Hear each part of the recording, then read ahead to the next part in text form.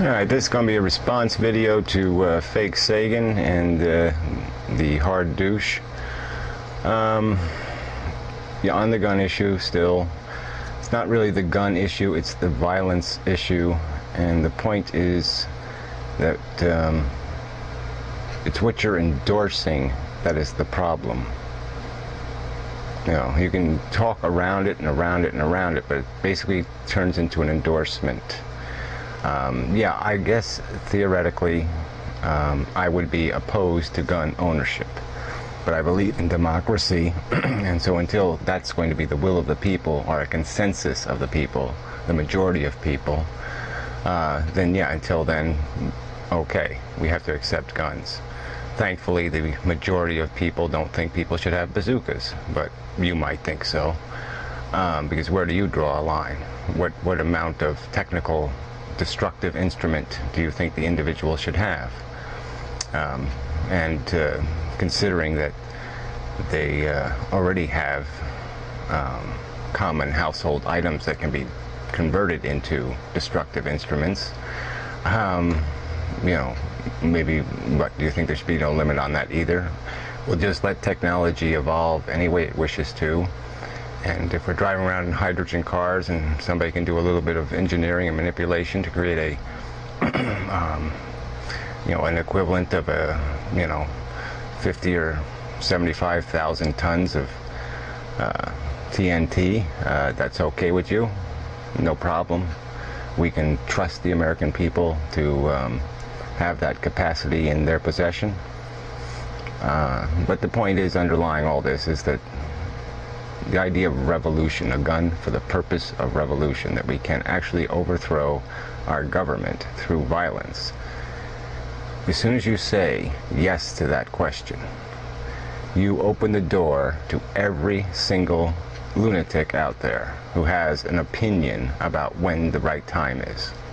I mean, you talk as if there's no problem, because everybody who's going to own a gun, or everybody who's going to have a will to act out their you know, desire for violent revolution, is going to be as disciplined and controlled as you, and that it's going to behave perfectly appropriately. And it's not going to be a cabal of right-wing lunatics who want to tell us how to live, or right-wing Muslims, as you know, Europe is starting to have to deal with, you know, them trying to control their destiny now. That's the threat here. If you open this door, you open it to every nutball out there. You're basically endorsing their right to come to their own conclusions about when the government needs reforming, and that it's okay for them to use violence to do it. You've said it. You said you have a right to do it. You have a right to decide when you will violently act against the government. And by saying that, you said they have the same friggin' right. So there. Make an argument. Prove that. Show me the irrationality in that simple, obvious conclusion.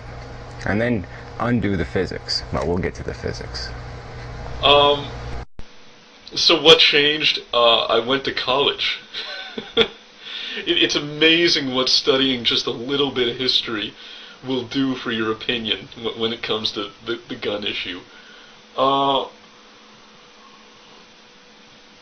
you and Inmendham, you're basically both saying the same thing. You're saying, have your guns, take it, keep your guns, make a whole house out of guns, eat guns for breakfast, lunch, and dinner, and wear clothing made out of guns, but don't ever think about using them for anything political. Well, you know, that's what makes the Second Amendment so sacred. And you guys, you know, I'm really not sure that you're being intellectually honest when you say that. When you guys tell me, you know, oh, I don't have any problem with you guys owning guns, it's just this philosophy I have a problem with, I'm really not sure I believe it. And I don't want to, like, come out and just say, you know, I think you're lying, but it doesn't seem that, I mean, you guys seem so opposed to the idea of people owning guns at all that I'm not sure I believe it when you guys say that to me. Okay, so you say history enlightened you on this subject, a study of history. Now, when you studied history, did you notice how the historical record demonstrates this progression, that we actually do become more technically advanced as we move through history, and that there are developments and changes, and that the world actually does change because of those developments? I mean, did you happen to notice that in your college courses, that that we are not living in the Stone Age, that it's not just a variety of the Stone Age that we're living in, that it's almost a completely different world? We live completely different lives. I mean, beyond our biological functions, everything else has radically changed. We are entertained differently. We gain our food and our living differently. It's a different world. We have become civilized. That civilization actually has a birthday, and that it matures as it grows, and that there's a process there. And that the environment, just like with life, that life first developed maybe in an environment full of noxious gases that we couldn't survive in now. The same is true with civilization. Civilization can be born, okay, in a certain environment where certain rules apply, and then it's got to be maintained in a new and different environment. And you're not giving that any you're not addressing that at all.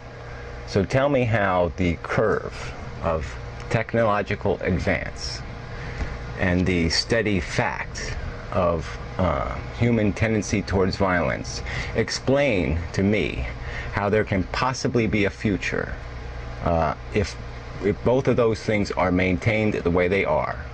Technical advance and personal access to technology, and human nature to be violent. If these two things, how they cannot intersect in the future if nothing changes.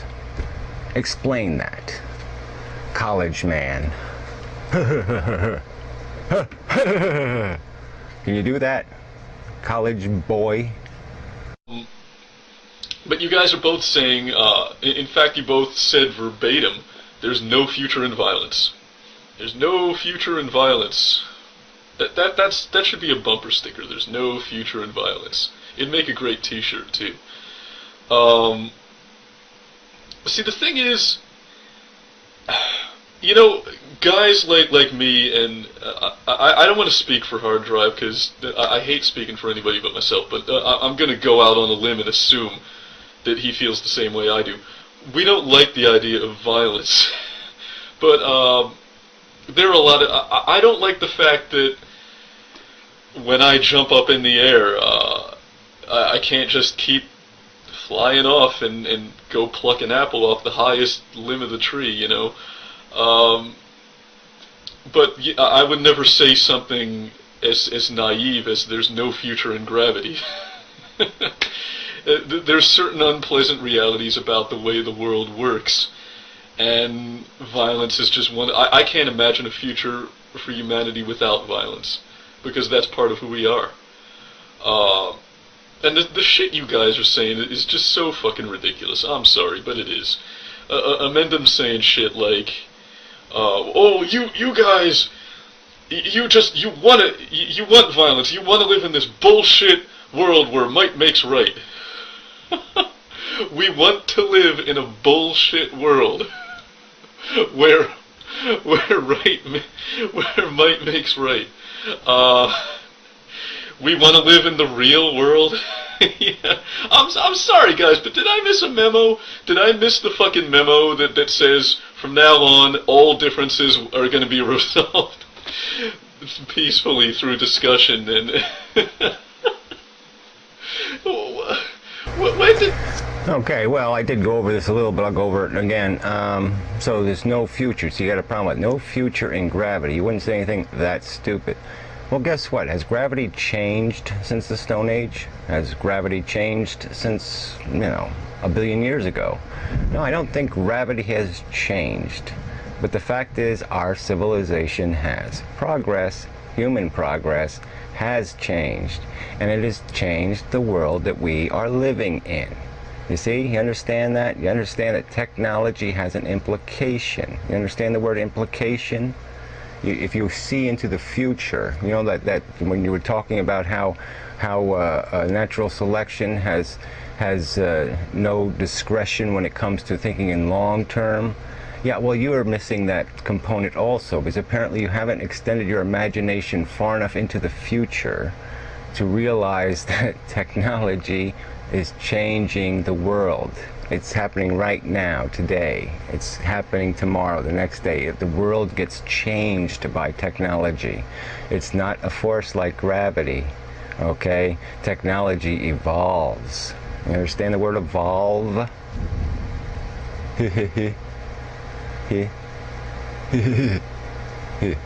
Super genius.